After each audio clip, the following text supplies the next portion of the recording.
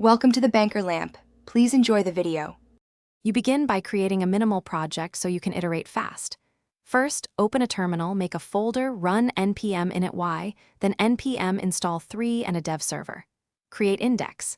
HTML with a full viewport canvas and main. JS that imports 3.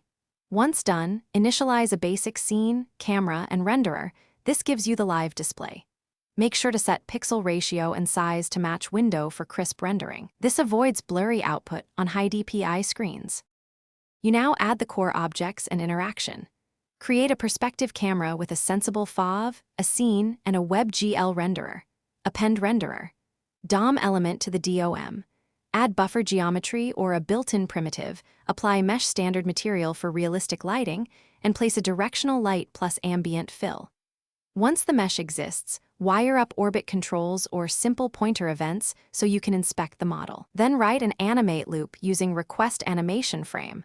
Update controls, render the scene, and manage delta time for smooth motion. You finish by polishing performance and stability. Handle window resize to update camera. Aspect and renderer.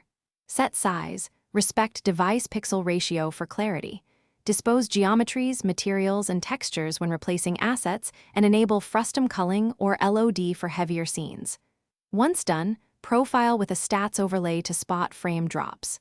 If something breaks, check the console for shader or loader errors. Then isolate the failing render or asset load. This narrows the cause quickly and lets you fix geometry, material, or light issues. Thanks for watching. If this was helpful, leave a like and consider subscribing. See you next time.